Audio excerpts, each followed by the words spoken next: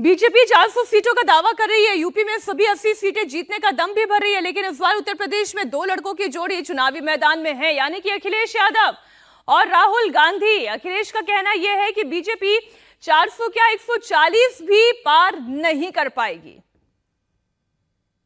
कह रहे थे 400 पार, याद है आपको? जब शुरू चुनाव हुआ था तो 400 पार, लेकिन इस बार 400 हार का जनता नारा लगा रही है। देश की 140 करोड़ जनता इनको 140 सीटों के लिए भी तरसा देगी। मोदी को 400 का टारगेट हासिल करने के लिए आखिरी दो फेज में स्ट्राइक रेट को रिटेन करने के साथ साथ उसे 13% और बढ़ाना भी है। यह मैं आपको समझा चुकी हूं। और मोदी के लिए सबसे ज्यादा स्कोप कहां पर बचता है? उत्तर प्रदेश में तो ऑलरेडी उन्होंने अच्छा काम किया है। दिल्ली के साथ वो पहले ही जीत चुके हैं, तो उसको तो उन्हें बरकरार रखना है। लेकिन ओडिशा जहां पर स्कोप है, अगले दो फेज में 6 लोकसभा सीटों पर चुनाव होना है और मोदी 400 पार के आंकड़े के लिए ओडिशा से गेन कर सकते हैं और करना चाहेंगे भी। ओडिशा में मोदी के लिए किन किन सीटों पर स्कोप है वो इस वक्त मैं आपके सामने रख रही हूं। ओडिशा में 5 सीटें ऐसी है जहां मोदी के लिए इस वक्त गेन करने की पोजीशन है।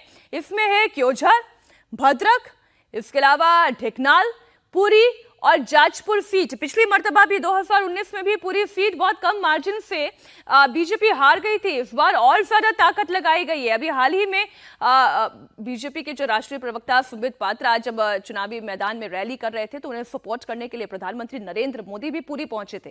लेकिन आप ये सोच रहे होंगे आखिर मोदी के पास स्कोप ओडिशा में क्यों है? तो इसके पीछे जो कारण है वो भी मैं आपके सामने रख रही हूं। एक सबसे बड़ा वोट बैंक जो बीजेपी का है वो लाभार्थी का वोट बैंक है। जो योजनाएं केंद्र के स्तर से चल रही हैं और राज्य तक पहुंच रही हैं, वो लाभार्थियों का एक बड़ा वोट बैंक तैयार करती हैं, जिसमें गरीब कल्याण के लिए कई सारी योजनाएं हैं। 5 किलो फ्री राशन मिल जाना, उज्ज्वला गैस के जरिए गैस का कनेक्शन आदि मिल जाना। लाभार्थी वोटर्स की संख्या ओडिशा में अच्छी खासी है।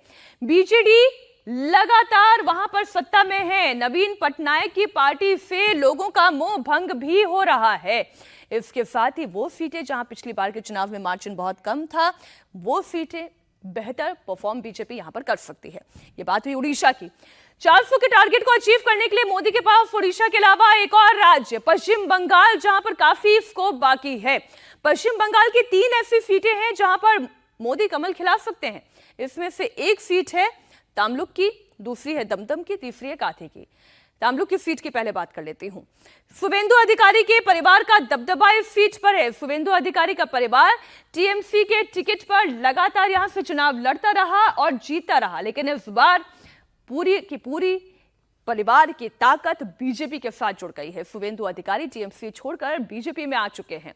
उनके भाई भी बीजेपी में शामिल हो चुके हैं और बीजेपी इस बार इसी टिकट पर कोलकाता हाईकोर्ट के पूर्व जस्टिस गंगोपाध्याय को यहां से चुनावी मैदान में उतार चुके हैं। इसी तरह काथी सीट की अगर बात कर ले, इस सीट पर अधिकारी फैमिली का दबदबा है। मतलब यहां पर भी संभावना यह है कि मोदी कमल खिला सकते हैं। इसके अलावा एक और सीट कोलकाता की जो दमदम सीट है, यहां पर टीएमसी कमजोर दिखाई दे रही है और पिछली बार के चुनाव में मार्जिन बहुत कम था।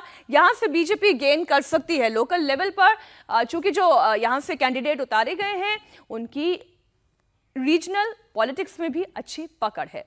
अब 400 के लिए मोदी का ओडिशा और बंगाल में कितना स्कोप है ये तो मैंने आपको समझा दिया। अब आपको बता दी हूं कि 400 पाने के लिए जो 15 और सीटों की जरूरत पड़ेगी वो फिर कहां से आएगी।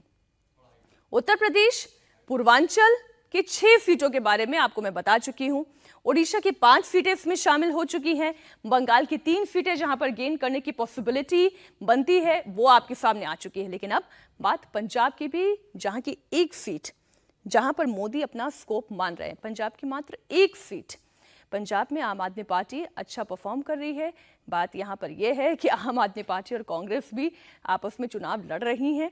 तो एक सीट जहां पर बीजेपी के पास गेन हो सकता है वो एक सीट पंजाब की आती है। अब आप ये सोच रहे होंगे कि इन 15 सीटों पर मैं ये क्यों कह रही हूं कि प्रधानमंत्री नरेंद्र मोदी का स्कोप है और ये कहां से स्कोप क्रिएट हो रहा है। तो इसे समझने के लिए आपको इस आंकड़े पर गौर करना होगा। अगर मोदी इन 15 सीटों को जीतने में कामयाब रहते हैं तो आसानी से 400 का आंकड़ा पार किया जा सकता है।